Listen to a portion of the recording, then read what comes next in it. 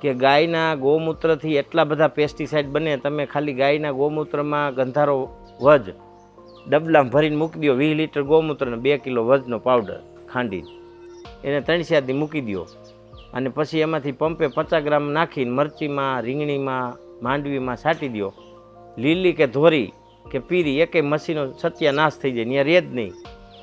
ગંધારો વજ એટલો બધો ગંધાય કે ત્યાં કોઈ જીવડો રહી જ ન ગયો એમ. ઉદાહરણ તરીકે તમે ટ્રાય કરજો, જ્યાં તમારા ઘરમાં મકોડા નીકળ્યા હોય ત્યાં એક બે આંગળી આમ આંગળીમાં લઈ અને ત્યાં નાખી દેજો. એનાથી 2-2 ફૂટ 3-3 ફૂટ મકોડા સેટા વહી જાય. એનેથી મરશે નહીં, પણ એ જગ્યા છોડી દે. કીડીયું નીકળતી હોય, બહુ મચ્છર થતા હોય, તો કાંઈ બહુ માખા થયા હોય, જીવાય થઈ હોય, ગંધારાવજનો ધુવાડો કરી નાખો, તરત એ જગ્યા મૂકીને વહી જાય. જ્યાં સુધી એની વાઈસ આવે ત્યાં સુધી કોઈ ફફૂંદો રહે નહીં.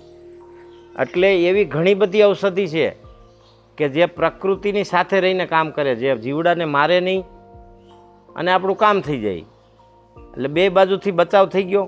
પછી ગંધારો વજ છે નહીં, આપણા પેટમાં જાય તો આપણને નુકસાન ન કરે. આયુર્વેદમાં તો એની દવા છે. મગજ શક્તિ વધારવાની, શરીરમાં લોહીની અંદર વિકૃતિ હોય, લોહીની અંદર અમુક પ્રકારના પિત્ત હોય તો એને કાઢવાની દવા છે ગંધારો હોય.